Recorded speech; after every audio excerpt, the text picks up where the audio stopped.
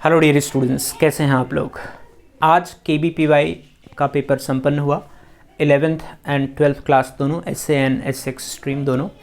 Students से मिली feedback के अनुसार ऐसा उनका फीडबैक है कि even 11th class and 12th class दोनों में जो हमने अभी अनअकैडमी पे वन शॉट रिवीजन क्लासेस कराई थी, जिसके अंदर स्पेशली KBPY और ओलंपियाड के क्लासेस में जो करा रहा हूँ, जिनमें प्रैक्टिस पेपर्स करा रहा हूँ, उनसे कई तो सिमिलर क्वेश्चंस आए हुए हैं। Similar question, exactly similar questions. मैं बार बार अपने सभी स्टूडेंट्स को यही कह रहा था कि ये जो one shot revision classes Unacademy की स्पेशल के फॉर्म में होती हैं, उन्हें आप कभी मिस मत करो। These are short way to revise. All right, तो ये बहुत यूज़फुल क्लासेस हैं। अभी लगातार मैं करते आ रहा हूँ, लगभग 1 महीना हो गया। बहुत सारी क्लासेस हो चुकी हैं, सब स्पेशल में हैं। You can enjoy those classes at any moment and क्योंकि इसमें एक पूरे चैप्टर का रिवीजन बहुत ऑर्गेनाइज तरीके से 90 मिनट्स में हो जाता है। इसका आउटपुट, टाइम की प्रोडक्टिविटी बहुत अच्छी निकलती है।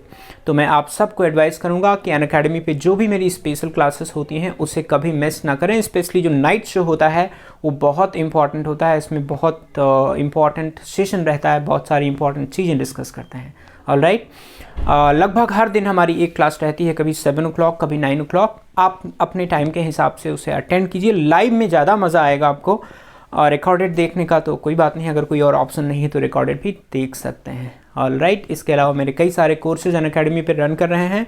किसी को भी किसी भी तरह का किसी टॉपिक स्पेसिफिक में कोई प्रॉब्लम है, JEE मेंस के बैचेज ऑलरेडी चल रहे हैं, JEE एडवांस का लॉन्च करने वाले हैं, तो this way you can enjoy those courses, you can enroll yourself in those courses and enjoy the content। बच्चों, आज मैं एक छोटी सी ट्रिक आपको बताने वाला हूँ। जब हम केमिकल बॉन्डिंग चैप्टर शुरू करते हैं और कोवलेंट बॉन्डिंग में पहुंचते हैं, तो सबसे पहला जो हमें चीज़ से पाला पड़ता है वो है लुईस स्ट्रक्चर कैसे ड्रॉ करें। वैसे तो स्ट्रक्चर ड्राइंग अपने आप में एक इम्पॉर्टेंट लेक्चर है, जिसे मैं फिर कभी लूँगा, जो ओवरऑल स्ट्रक्चर मॉलिक्यूल का कैसे ड्रॉ करते हैं। लेकिन आज मैं आपको बताऊँगा सिर्फ लुईस स्ट्रक्चर ड्रॉ करने की क्या तरीके होते हैं। ऐसे मॉलिक्यूल जो लुईस थियरी को फॉलो करते हैं, उनके बेसिक स्केलेटन कैसे ड्रॉ करें। तो यहाँ पे मैंने बोर्ड पे कुछ नंबर्स लिखे हुए हैं, N1, N2, N3 and N4।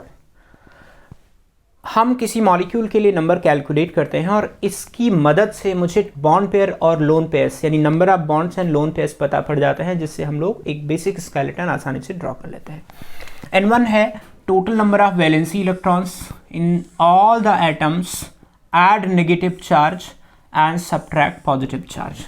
मतलब किसी भी मॉलिक्यूल में जितने एटम्स इन्वॉल्व हैं, उन सभी की आउटरमोस्ट शेल के टोटल नंबर ऑफ इलेक्ट्रॉन कर लो। यदि उस पर +1 है तो उसमें से एक माइनस कर दो, अगर उसमें -1 है तो उसमें एक ऐड कर दो। जैसे मान लीजिए आपके पास CO2 का निकालना है, तो CO2 के लिए N1 की वैल्यू कितनी हो गई। जैसे कार्बन है, कार्बन का 6 हो गया, जैसे कार्बन है, कार्बन का आउटरमोस्ट शेल में 4 इलेक्ट्रॉन है, ऑक्सीजन की आउटरमोस्ट 6 इलेक्ट्रॉन है, 6 × 2, तो 4 + 12, this is going to be 16। ऐसे मान लीजिए NH4+ का मुझे N1 निकालना था, तो NH4+ में नाइट्रोजन आपका 5 होता है, 1 × 4 हाइड्रोजन के लिए 1 होता है, और एक माइनस, क्योंकि यहाँ पे एक +1 है तो एक माइनस हमने कर दिया पूरे में से, तो this comes out to be 8। So this is how we calculate N1, यानी N1 वो इलेक्ट्रॉन है जो एक्चुअली सभी एटम्स की आउटरमोस्ट शेल के इलेक्ट्रॉन मिला के हैं, right. Then comes to N2। N2 है 2 × number of hydrogen atoms plus 8 × number of other atoms. अगर आप ध्यान से देखोगे तो ये वो नंबर है जो ऑक्टेट कंप्लीशन के लिए एक्चुअली चाहिए। इतने बनाना चाहता है कोई भी मॉलिक्यूल के सारे एलिमेंट मिलके, इतने इलेक्ट्रॉन आउटरमोस्ट शेल में चाहते हैं, इतने हैं। N1 है, N2 चाहिए, तो कितने शेयर करने पड़ेंगे। N2 - N1, this will give you N3, यानी शेयर किए गए इलेक्ट्रॉन हो जाएंगे N2 - N1। तो बच्चों, नंबर ऑफ बॉन्ड कितने बनेंगे, जितने इलेक्ट्रॉन की शेयरिंग होती है उसका आधा। जैसे मान लो 2 इलेक्ट्रॉन की शेयरिंग हुई तो 1 बॉन्ड बनेगा, 4 इलेक्ट्रॉन की शेयरिंग हुई तो 2 बॉन्ड बनेगा, राइट। एक कोवलेंट बॉन्ड बनाने के लिए आपको मिनिमम 2 इलेक्ट्रॉन की शेयरिंग करनी पड़ेगी, ठीक है। Then comes N4। N4 क्या है, N1 - N3। N1 है टोटल इलेक्ट्रॉन्स, N3 है वो इलेक्ट्रॉन जो बॉन्डेड हो गए तो N1 माइनस N3 क्या हो गया, number of unbonded electrons, right. और अगर नंबर ऑफ अनबॉन्डेड इलेक्ट्रॉन्स पता है बच्चों तो आप निकाल सकते हैं number of lone pairs. Alright, number of lone pairs कितने हो जाएंगे, N4 डिवाइडेड बाई 2। जितने अनबॉन्डेड इलेक्ट्रॉन होंगे उसका आधा, right. 2 unbonded electron is equivalent to 1 lone pair, right. तो हमने N1 N2 N3 N4 निकाल लिया, यानी सभी एटम्स का मिला के जितने बॉन्ड बन सकते हैं वो कैलकुलेट कर लिया, और जितने लोन पेयर हमें डिस्ट्रीब्यूट करने हैं वो कैलकुलेट कर लिया। अब अगले सेक्शन में बच्चों हमें क्या करना है, we just have to draw all the bonds, distribute all the lone pairs. यानी अगला जो काम है आपका, draw all bonds in all possible ways, all bonds, and distribute all lone pairs। बस लोन पेयर को रखते वक्त ये ध्यान रखना कि किसको कितने लोन पेयर देने हैं ये आप डिसाइड करेंगे अपने दिमाग से, यानी ऑक्टेट के आसपास ले जाने के लिए किसको कितना लोन पेयर देना है ये आप आसानी से डिसाइड कर सकते हैं कि 8 इलेक्ट्रॉन या उसके आसपास के इलेक्ट्रॉन हो जाएं, इतने लोन पेयर हम रख दें। एंड फाइनल एक्टिविटी होती है लुईस स्ट्रक्चर ड्रॉ करने के लिए, वो होती है बच्चों calculate formal charge. Calculate formal charge on each atom,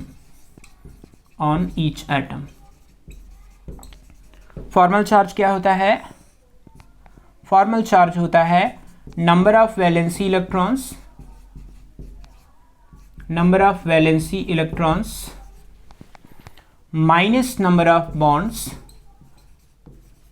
minus number of unbonded electrons।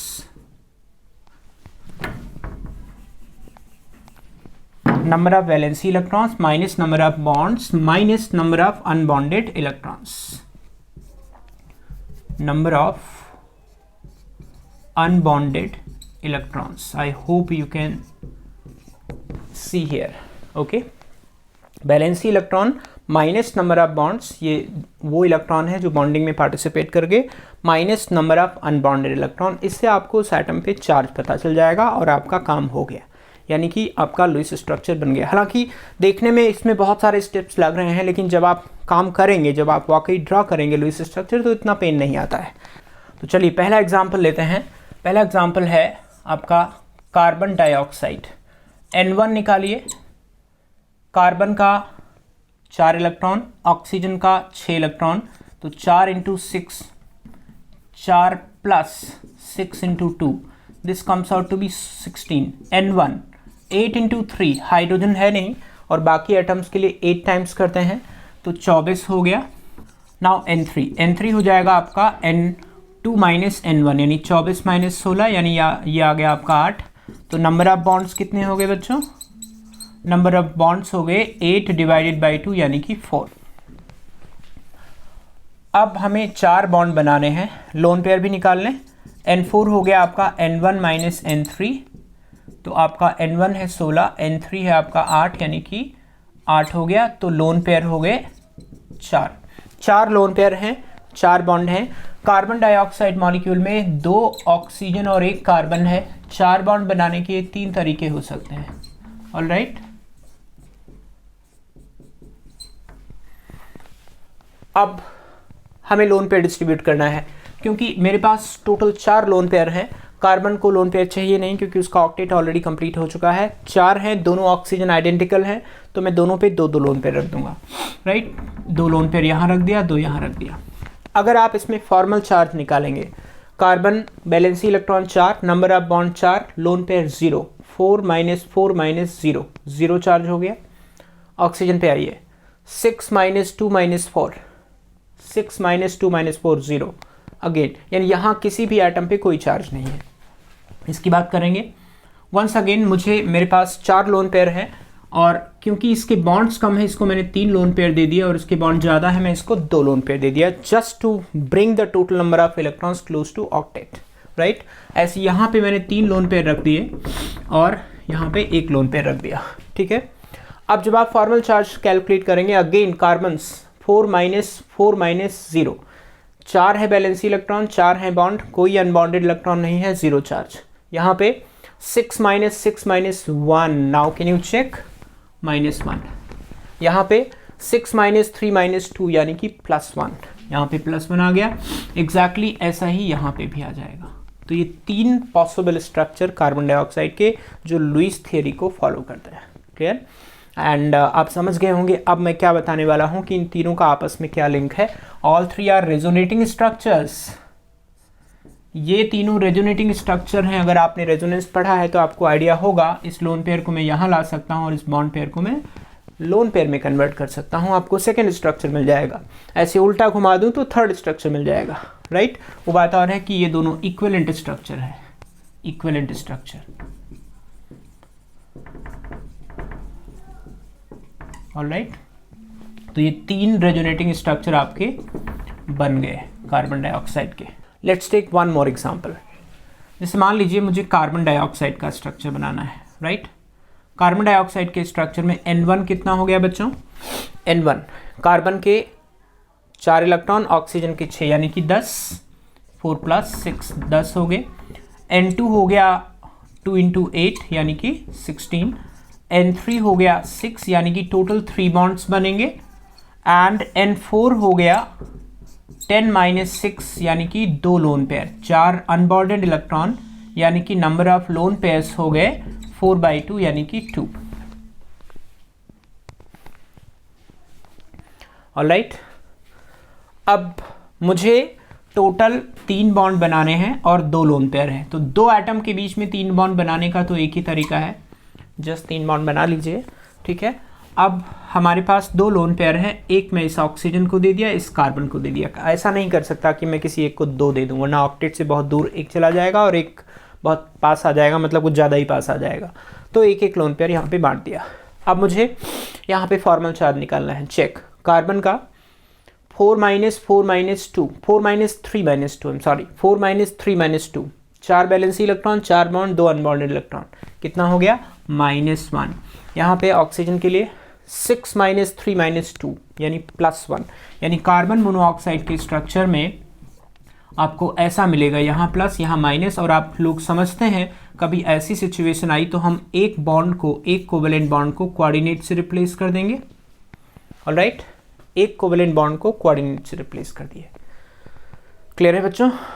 एक कोऑर्डिनेट बॉन्ड को हमने एक कोवेलेंट बॉन्ड को हमने कोऑर्डिनेट से रिप्लेस कर दिया। कभी भी इस प्रकार की सिचुएशन आती है ना, 2 एटम के बीच में एक पे प्लस है एक पे माइनस है, तो इसको हम लोग ऐसे कोऑर्डिनेट बॉन्ड की तरह रिप्लेस कर देते हैं, जहां पे डोनर एटम की तरफ एरो का टेल होता है और एक्सेप्टर की तरफ हेड होता है। तो दिस वे लुईस स्ट्रक्चर में कोऑर्डिनेट बॉन्ड का इंट्रोडक्शन हो जाता है। ऑलराइट गाइस, आइए एक और एग्जांपल करते हैं। जैसे मान लीजिए आपके पास NH4+ है। अब NH4+ में N1 का वैल्यू कितना? नाइट्रोजन 5, हाइड्रोजन 4 है, इसलिए टोटल 4 हो जाएगा। तो 5 + 4 - 1 यानी कि 8 हो गया। N2 का वैल्यू कितना हुआ? नाइट्रोजन के लिए 8 एंड 4 हाइड्रोजन है तो 4 × 2 यानी 16 हो गया। तो N3 आपका 16 - 8 यानी कि 8 हुआ, तो 4 बॉन्ड्स हो गए टोटल, राइट? एंड अगर मैं लोन पेयर्स की बात करूंगा तो लोन पेयर्स निकालने के लिए हमें N4 निकालना पड़ेगा। 8 - 8 0, कोई भी लोन पेयर नहीं है कहीं भी। ऑलराइट, तो अब मेरे पास 4 बॉन्ड है, लोन पेयर है नहीं, एक नाइट्रोजन है, 4 हाइड्रोजन है। इससे आसान क्या हो सकता है? एक नाइट्रोजन के चारों तरफ आप 4 बॉन्ड बना दीजिए। ऐसे आपको टेट्राहेड्रल सेंस बनाने की ज़रूरत नहीं है, आप सिंपल बना लो, नॉर्मल स्केलेटन बना लो, चलेगा। अब सवाल है कि मुझे जो प्लस चार्ज है वो कहाँ होगा? ऑब्वियसली नाइट्रोजन पे होगा, हाइड्रोजन पे हो नहीं सकता, ऑलरेडी एक बॉन्ड बना लिया है। वैसे आप कैलकुलेट करके देख लो, नाइट्रोजन का valency electron 5, number of bonds 4, 5 - 4 +1। Easy easy. एक लास्ट एग्जांपल और करते हैं, लाइक कार्बोनेटाइन। कार्बोनेटाइन में N1 की वैल्यू बच्चों कितनी होगी? कार्बन के लिए अगेन 4, ऑक्सीजन के लिए 6 × 3 एंड +2, ये 2 नेगेटिव चार्ज जो है, तो 18 2 20 और 4 24। N2 हो गया 8 × 4 यानी कि 32। N3 हो गया आपका 32 - 24, 8 हो गया, यानी टोटल 4 बॉन्ड बनेंगे। Alright, 4 bonds. N4 हो गया आपका 24 माइनस 8 यानी कि 16, तो 4 लोन पेयर्स हो गए। ऑलराइट, सॉरी 8 लोन पेयर हो गए।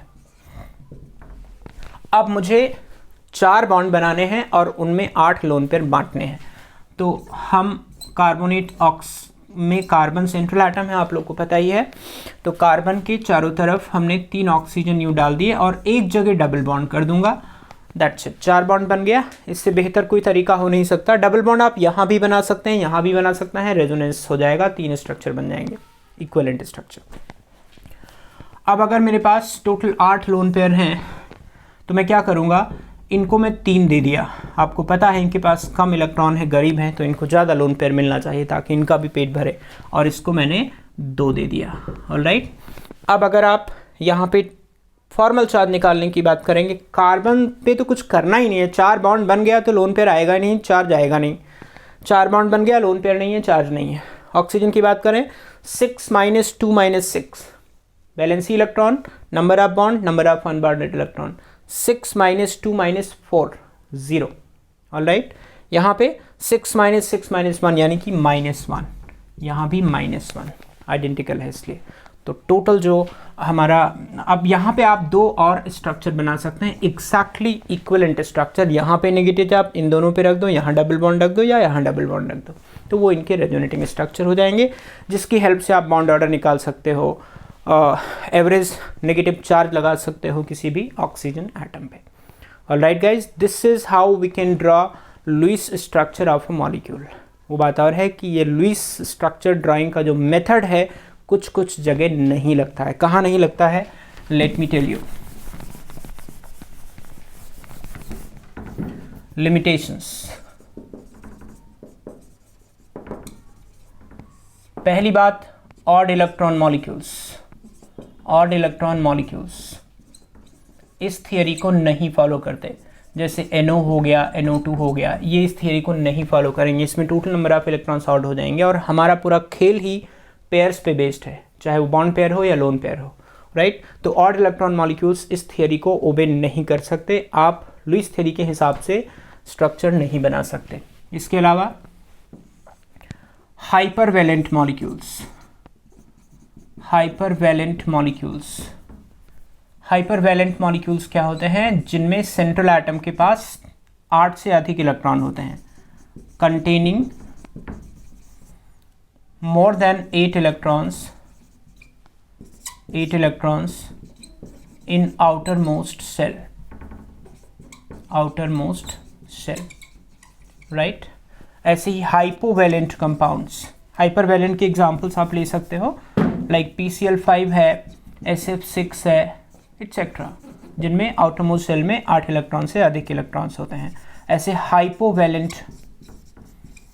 हाइपोवैलेंट मॉलिक्यूल्स, ऐसे मॉलिक्यूल्स हैविंग लेस देन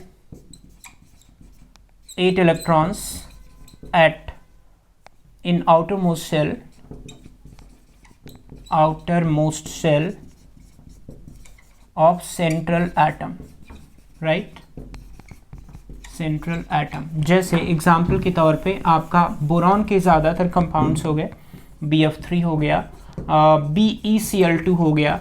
ये मॉलिक्यूल जो हाइपोवैलेंट होते हैं, जो कंपाउंड बनाने के बाद भी 8 इलेक्ट्रॉन नहीं एक्वायर कर पाते हैं नेचुरल तरीके से, ये सब इस थियरी को फॉलो नहीं करते। They do not follow Lewis theory. बच्चों, ये जो लुईस थियरी है, लुईस स्ट्रक्चर की ड्राइंग है, ये बेसिकली एक बेसिक स्केलेटन ड्रॉ करने के लिए होता है।